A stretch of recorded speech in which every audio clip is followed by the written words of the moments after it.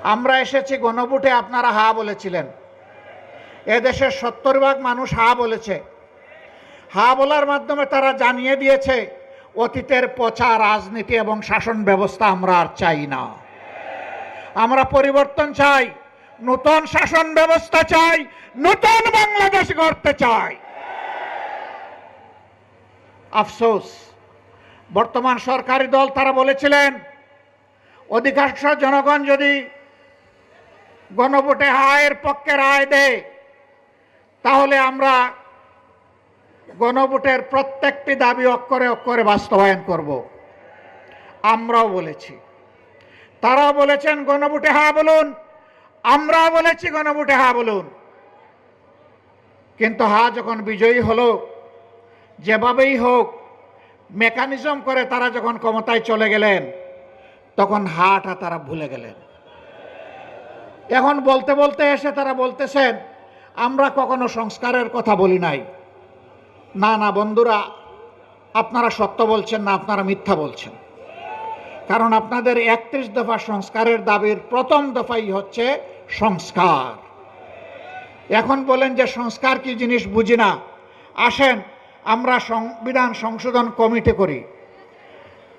আমাদের সংসদের ভিতরে আপনারা দেখবেন মাঝে মাঝে একজন অবৈতনিক শিক্ষক তিনি আমাদেরকে সবক দেন, এইটা সংবিধান, ওইটা সংবিধান, এইটা ধারা, ওইটা ধারা।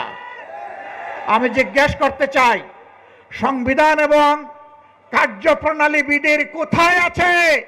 সংসদে আপনি একটা সংবিধান সংশোধন কমিটি করতে পারবেন, মেহেরবানি করে তা দেখিয়ে দেন।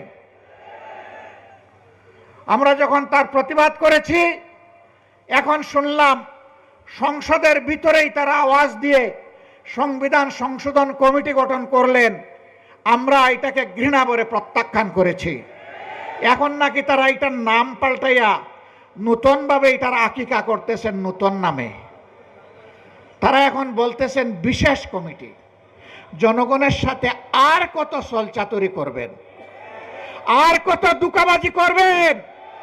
সংসদের ভিতরের কথাগুলো আজকে আর সংসদের হাউসে নাই, এটা দুনিয়ার সর্বত্র চলে গিয়েছে।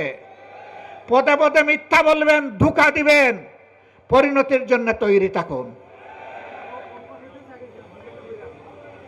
2006 সাল থেকে শুরু করে 24 সাল পর্যন্ত টানা 19টি বছর এদেশের মানুষ রক্ত দিয়েছে, জীবন দিয়েছে, আয়নাগরের সঙ্গী হয়েছে।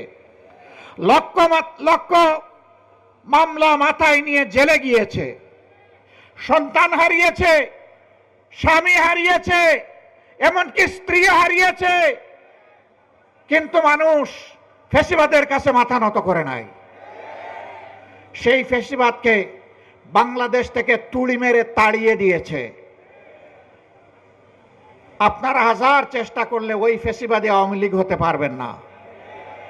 আপনারা ডামি ফ্যাসিবাদ হতে পারবেন। আসল ফ্যাসিবাদকে এই জনগণ পাত্তা দেয় নাই, ডামি ফ্যাসিবাদ আবার কিসের?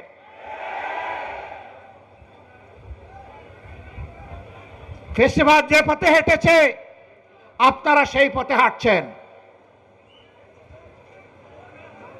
ফ্যাসিবাদের খাসলতের একটারও পরিবর্তন আনেন নাই। 133টা অর্ডিন্যান্স জারি করা হয়েছিল।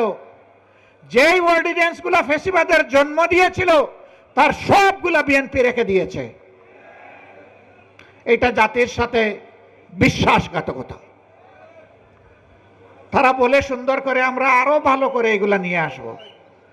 তো এ পর্যন্ত 6 মাস চলে যাচ্ছে, কই ভালো করে তো একটা আনতে পারলেন না।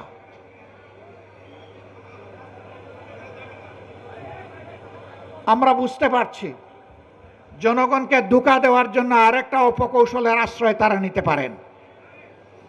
তাদের মন মতো একতরফা ওই অবৈধ কমিটিতে আলাপ আলোচনা করে, সংবিধান সংশোধন কমিটি বলে কোনো কমিটি নাই, এটা অবৈধ যদি গঠন করা হয়ে থাকে।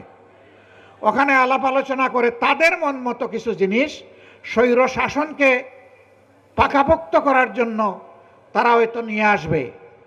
2/3 জুড়ে হয়তো পাশও করবে। তারপরে বলবে আগে তো সংবিধানে গণভোট ছিল না, এখন পঞ্চদশ সংশোধনী বাতিলের মাধ্যমে এটা ফিরে এসেছে। আমরা এখন এই বিষয়গুলোই এখন গণভোটে দেব। এরকম কোনো ভাওতাবাজি যদি করা হয়, অগ্রিম বলে রাখছি, এই জাতি আপনাদেরকে ছেড়ে কথা বলবে না। সাবধান, ঢোকার পথে পা বাড়াবেন না। আমাদের সাফ কথা, যে গণভোটে জনগণ 70 ভাগ রায় দিয়েছে, সেই একই দিনের ভোটে আপনারা সরকার বলে এখন দাবি করছেন। ওই গণভোট না থাকলে এই সরকারও মানা হবে না। ওই গণভোট যদি ব্যর্থ হয়, এই সরকারকেও ব্যর্থ করে দেওয়া হবে। ওই গণভোট মানতে আপনাদেরকে জনগণ বাধ্য করবে ইনশাআল্লাহ। আপনারা 91 সালের পরে ক্ষমতায় এসে বুঝেন নাই কাকে কেয়ারটেকার সরকার বলে। শেষ পর্যন্ত বুঝেছেন ঠিকই। আমরা বলবো জাতির ক্ষতি করে বুঝবেন না, এখনই বুঝুন। আমরা রাজপথে এইভাবে থাকতে চাই না। আমরা সবাই মিলে দেশ গড়ার কাজে অংশগ্রহণ করতে চাই। কিন্তু আপনারা যেভাবে ধাক্কায় ধাক্কায় আমাদেরকে রাজপথের দিকে দিচ্ছেন, রাজপথ জ্বলে উঠলে সেই আগুনে অনেক কিছু পুড়ে ছারখার হয়ে যাবে। 24-এর একটা চমৎকার স্লোগান ছিল আমাদের সন্তানদের, লেগেছে রে লেগেছে, রক্তে আগুন লেগেছে, রক্তে আগুন ধরাবেন না। এই প্রজন্মের আর পরীক্ষা নেবেন না।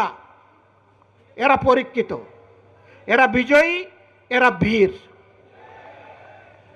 এই জুলাইকেও ধামা চাপা দেওয়ার জন্য কত কসরত, এইটা ওইটা। 71 সাল অবশ্যই এটি আমাদের গর্বের, এটি আমাদের ইতিহাসের সোনালী অংশ।